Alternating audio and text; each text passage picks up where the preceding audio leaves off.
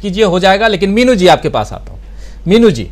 जी जी राजीव जी, देखिए आज कर्नाटक में जो भाजपा है, भाजपा पार्टी है, उसको सबसे बड़ा झटका सुप्रीम कोर्ट ने दिया है। आज कर्नाटक में भाजपा ने मुसलमानों को जो 4% का आरक्षण था उसको खत्म करके उसको 2% वोकलिगा और ये लिंगायत में बांट दिया था, जिसमें कि लिंगायत और वोकलिगा को ऑलरेडी है वहां पे आरक्षण, लेकिन उसमें 2% का और इजाफा कर दिया और मुसलमान को जो है वहां के, उनको आरक्षण से बिल्कुल खत्म बाहर कर दिया कि उनको आरक्षण नहीं मिलेगा। तो आज सुप्रीम कोर्ट ने उस आरक्षण को उस जो निरस्तीकरण है उस पर रोक लगा दिए 9 मई तक, कि 9 मई तक अभी इसके ऊपर रोक रहेगी। पर इसके मद्देनजर इसके प्रावधान के तहत कोई किसी तरह की नियुक्तियां या कोई भी जो अगर लिया जाता है कदम, कई बार सरकारें ऐसा करती है, नियुक्ति पत्र बांट देती है इन एडवांस, तो वो उसको उन्होंने बिल्कुल रोक लगा दी है। तो ये सबसे पहले तो ये हुआ कि सुप्रीम कोर्ट ने इनकी सांप्रदायिकता की राजनीति को खारिज कर दिया है। और इनकी सांप्रदायिकता की राजनीति को दूसरा झटका इनके खुद के नेता दे रहे हैं, जो इनके सबसे बड़े कद्दावर नेता जो येदियुरप्पा, जिनके नेतृत्व में ही चुनाव लड़ा जा रहा है, उन्होंने स्वयं कहा है कि हिजाब, हलाल, टीपू सुल्तान, ये सब मुद्दे अनावश्यक मुद्दे थे, इनको गलत उठाया गया, अनावश्यक तौर पे उठाया गया, इनकी कोई जरूरत कर्नाटक की राजनीति में नहीं थी। अब जिस पार्टी की राजनीति ही टीपू सुल्तान और हिजाब, हलाल और लफ्जियात पे टिकी हुई हो, उसका नेता ये कहे कि ये मुद्दे अनावश्यक हैं, तो उनको ये समझ में आ रहा है कि ये कार्ड कर्नाटक की जनता रिजेक्ट करने वाली है, तो वो पीछे पहले ही हट गए। इतना ही नहीं, उनके खुद वर्तमान मुख्यमंत्री बोम्मई ने ये इस बात को खारिज किया। इवन एक पत्रकार को, राहुल कंवल, आप जानते होंगे इंडिया टुडे के, उन्होंने पूछा टीपू सुल्तान के बारे में, तो उन्होंने कहा आप अपने उसी मुद्दे पे आ गए, आपको और राजदीप सरदेसाई को बड़ा इंटरेस्ट है इन सांप्रदायिक मुद्दों में। मतलब वो ये प्रिटेंड कर रहे हैं कि भाई हम तो इन चीजों में इंटरेस्टेड नहीं, आप जबरदस्ती हमें ये सवाल पूछ के उन बातों की तरफ धकेलते हो कि हम उस बारे में बात करें। तीसरा झटका, जिसको मैं झटका ही मानूंगी, कि उन्होंने अपनी सांप्रदायिकता की राजनीति के जो फेल्योर है, जो असफलता है, तेजस्वी सूर्या, जो कि मोदी जी का ब्लू आइड बॉय कहा जाता है, कि मोदी जी का बहुत प्रिय नेता है और उसको ग्रूम कर रहे हैं मोदी जी भावी नेता के तौर पे, उसको राष्ट्रीय राजनीति में लाने की भी तैयारी है। वो तेजस्वी सूर्या बीजेपी का नेता है, कर्नाटक में बड़ा नेता है, और वो स्टार कैंपेनर की लिस्ट से उसका नाम गायब है। क्या वही जो दरवाजा खोल देता है? हाँ जी, वही है जिसने चलते हवाई जहाज का हवा में उड़ रहा था हवाई जहाज और इमरजेंसी डोर खोल दिया था, बहुत बवाल मचा था। उसके बाद वो चुपचाप होकर बैठ गए थे। कि आप उनको डर देखिए। और ये सबसे ज्यादा विश्वमन करता है, सांप्रदायिक विश्वमन जिसको कहते हैं, वो तेजस, उसको हटाना, स्टार कैंपेनर की सूची से हटाना, ये दर्शाता है कि जो माहौल उसको देख रही है बीजेपी। अब अगर सांप्रदायिकता के खिलाफ जब वहां की जनता ने मन बना लिया है, तो डेफिनेटली फायदा कांग्रेस का है, कांग्रेस की तरफ जा रही है झुकाव जनता का, और ये तो ग्राउंड से रिपोर्ट आ भी रही है। अब मोदी जी, और चौथा पांचवा झटका मोदी जी है हमारे, कि मोदी जी बजाय कर्नाटक में जहां चुनाव हो रहा है उसके बदले आंध्र प्रदेश और केरल में घूम रहे हैं। और केरल में मजेदार बात ये हुई राजीव जी, वहां पे जो उन्होंने भीड़ जुटाई, तो केरल के तो युवा आए नहीं, वो युवाओं से बात करने के लिए, वो आंध्र प्रदेश से बसें भर के लाए युवाओं की। तो उन्होंने उनसे सवाल जवाब हो रहे थे, तो उसमें सवाल पूछा उस लड़के ने, एक आंध्र प्रदेश से आया हुआ लड़का था, कि भी अपनी तेलुगु भाषा में, तो उससे कहा, उसने कहा कि भी आप मलयालम में पूछिए सवाल, हम उसका ट्रांसलेशन करेंगे। मुझे बोला मैं तो आंध्र प्रदेश से आया हूँ, मुझे तो आती नहीं है मलयालम, तो मैं तो हिंदी में, इंग्लिश में ही पूछूंगा। तो इतनी बेइज्जती हो रही है, देखिए खुल के बेइज्जती हो रही है। देखिए कई चीजों पे आपका कंट्रोल नहीं होता है, आप कितना माइक्रो मैनेज करेंगे चीजों को, कि फिर लोगों को ये भी ट्यूटर करके लाएं कि आपको ये भाषा नहीं बोलनी है। तो झटकों पे झटके लग रहे हैं, अच्छा है, जोर का झटका धीरे से भी लगे तो भी मजा आएगा। जी बिल्कुल बिल्कुल बिल्कुल सही कह रही हैं आप। देखिए कर रही है कि लहर चल रही है, अभी तक केवल भाजपा से खबरें आ रही थी कि भाजपा से लोग छोड़ के कांग्रेस की तरफ आ रहे हैं, कि भाजपा हार रही है, सरकार दोबारा नहीं बना पाएगी।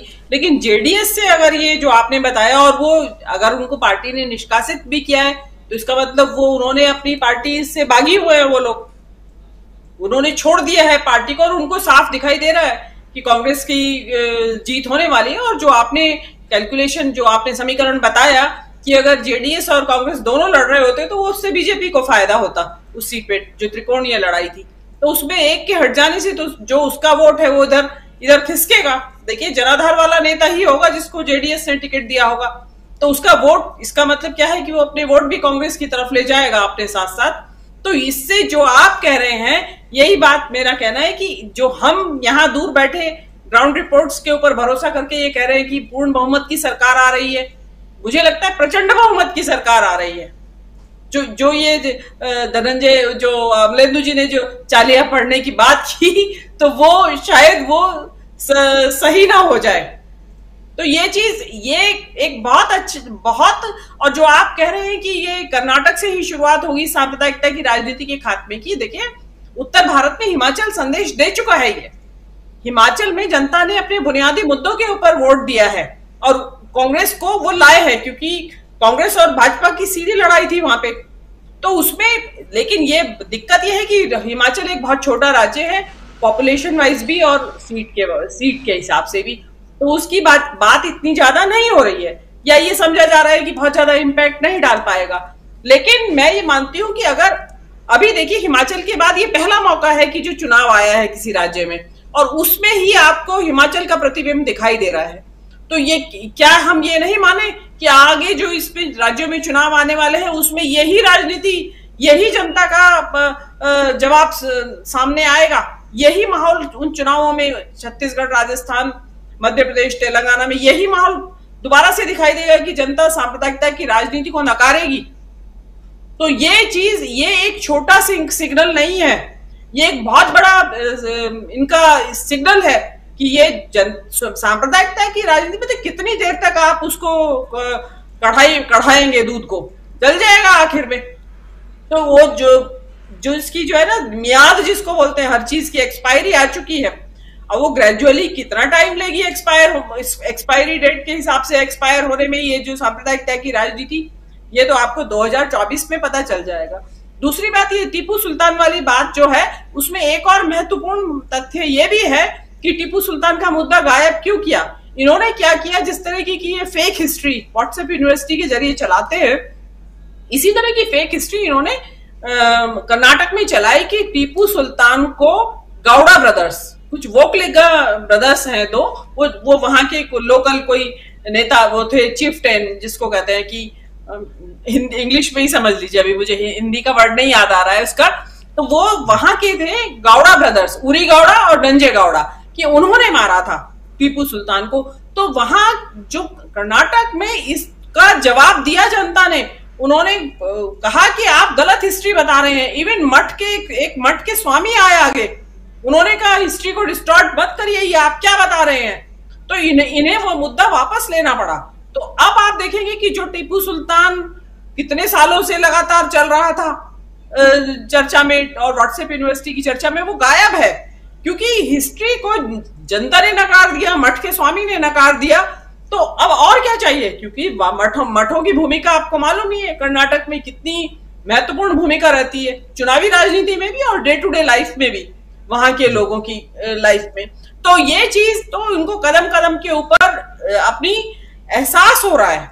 और शायद ये जो ये वहां पहुंचे हैं मोदी जी, जिसका जिक्र हो रहा है कि वहां ईसाई चर्चों के पादरियों से या उनसे मिल रहे हैं, फादर्स से, ये और या पैदल चले हैं, ये इनफैक्ट तो राजीव जी, मोदी जी भारत जोड़ो यात्रा से प्रतिस्पर्धा कर रहे हैं। आपको ध्यान होगा कि पैदल चल के वो दिखा रहे हैं कि मैं भी चल सकता हूं पैदल, ऐसा नहीं है, कोशिश करूं तो 3500 किलोमीटर भी चल लूंगा। तो अभी मैं 1.5 किलोमीटर से शुरुआत कर रहा हूं। तो वो भी दिखा रहे हैं, वो जानते हैं कि इम्पैक्ट क्या हुआ है पैदल चलने का राहुल गांधी के। तो वो चल के बता रहे हैं कि मैं भी आपसे इसी तरह डायरेक्ट जुड़ना चाहता हूं, थोड़ा सा कंसेशन दे दो मेरी उम्र के हिसाब से, पब्लिक मान जाओ।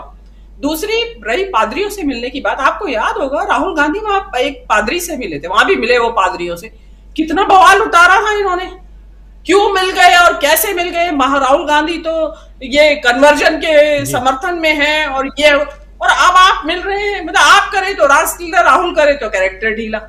ये एक अजीबोगरीब तरीका है इनका। मतलब आप उन्हीं पादरियों से मिलना चाहिए, राहुल मिले तो भी ठीक है और मोदी मिलते हैं तो भी ठीक है। देश का प्रधानमंत्री सभी कम्युनिटीज का है, कोई भी कम्युनिटीज हो उसमें, चाहे ईसाई हो, चाहे मुस्लिम हो, पारसी हो, जैन हो, बौद्ध हो, कोई हो। खाली हिंदुओं के नेता धर्म गुरुओं से क्यों मिले प्रधानमंत्री, सबसे मिले। तो ये कि चल रहा है, और लेकिन समझ में आ गया है, जो ये ईसाई पादरियों से मिलने वाली बात है उसने बहुत अच्छे से समझा दिया है। और हो सकता है इसके जरिए वो थोड़ा बहुत संदेश कर्नाटक के ईसाइयों को भी देना चाहते हो कि भाई हम वहां से, क्योंकि मोदी जी की आदत है जिस राज्य में चुनाव हो रहा हो वहां कुछ नहीं करेंगे, दूसरे राज्य में इनका एक्शन होता है ताकि उसका रिपल इफेक्ट वहां पहुंचे। तो ये इनका हो सकता है एक, लेकिन ये भारत जोड़ो यात्रा की प्रतिस्पर्धा ज्यादा है, ये पैदल चलना और पादरियों से मिलना।